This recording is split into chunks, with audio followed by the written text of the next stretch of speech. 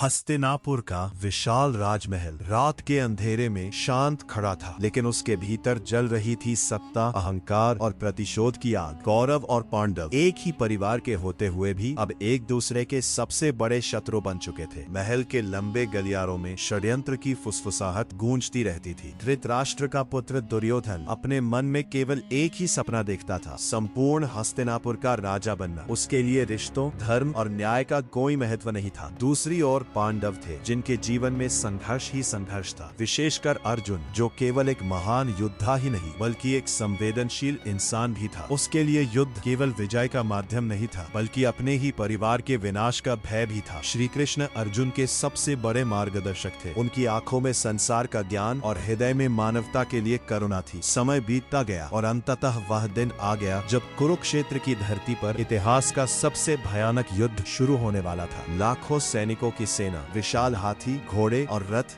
युद्ध भूमि में खड़े थे। आकाश धूल और शंखनाद से कांप उठा था। हर चेहरे पर भय, क्रोध और मृत्यु की परछाई साफ दिखाई दे रही थी। अर्जुन अपने रथ पर खड़ा होकर युद्ध भूमि को देख रहा था। उसकी आंखें अचानक कांप उठी। सामने उसके अपने गुरु द्रोणाचार्य खड़े थे, पितामह भीष्म खड़े थे, बचपन के साथी और रिश्तेदार खड़े थे। अर्जुन के हाथों से गांडीव ढीला पड़ गया। उसकी आवाज भर्रा गई, माधव, मैं अपने ही परिवार को कैसे मार सकता हूँ? इस युद्ध में जीतकर भी मैं क्या पालूंगा? अपने लोगों की लाशों पर बना हुआ राज्य मुझे नहीं चाहिए। अर्जुन की आंखों से आंसू बहने लगे। उसका शरीर कांप रहा था। उस महान योद्धा का हृदय करुणा से भर चुका था। तभी श्री कृष्ण ने शांत मुस्कान के साथ उसकी ओर देखा। उनकी आंखों में गहरी गंभीरता थी। अर्जुन, यह केवल युद्ध नहीं है, यह धर्म और अधर्म के बीच की लड़ाई है। यदि अन्याय को रोकने वाला ही पीछे हट जाए तो संसार में सत्य का अस्तित्व समाप्त हो जाएगा। श्री कृष्ण के शब्द धीरे धीरे अर्जुन के भीतर उतरने लगे। उन्होंने अर्जुन को कर्म, धर्म और जीवन का वह ज्ञान दिया जिसे संसार आज भगवद गीता के नाम से जानता है। अर्जुन की आंखों में फिर से साहस लौटने लगा। उसने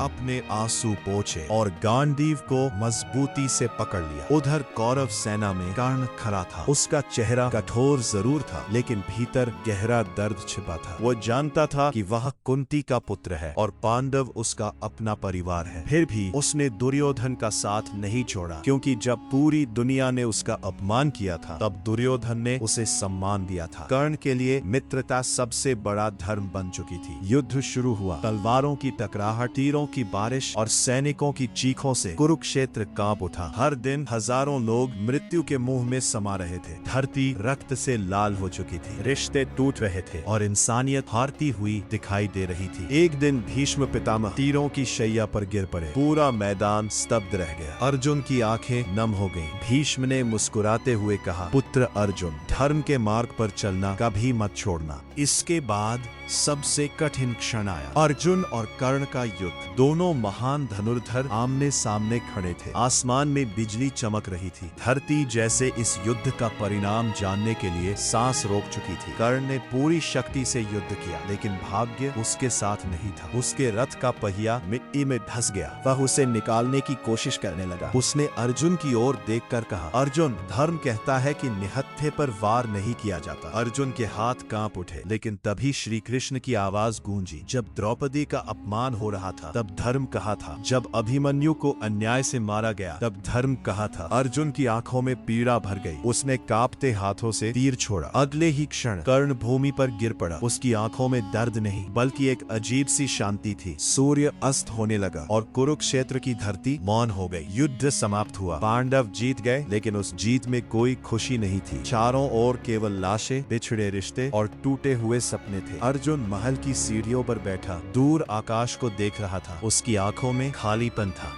श्री कृष्ण उसके पास आए और धीरे से बोले, युद्ध कभी किसी को पूरी जीत नहीं देता अर्जुन, लेकिन धर्म के लिए लिया गया कठिन निर्णय ही संसार को संतुलन देता है। अर्जुन ने गहरी सांस ली। उसे समझ आ चुका था कि जीवन केवल सुख और विजय का नाम नहीं है। कभी कभी धर्म की रक्षा के लिए इंसान को अपने सबसे प्रिय रिश्तों का बलिदान देना पड़ता है। समय बीत गया। महाभारत का युद्ध समाप्त हो गया, लेकिन उसकी सीख हमेशा के लिए संसार में अमर हो गई। अहंकार का अंत निश्चित है। अधर्म चाहे कितना भी शक्तिशाली क्यों न हो, सत्य अंत में विजय प्राप्त करता ही है। और सबसे बड़ी बात, परिवार जब टूटता है तो जीतने वाला भी भीतर से हार जाता है।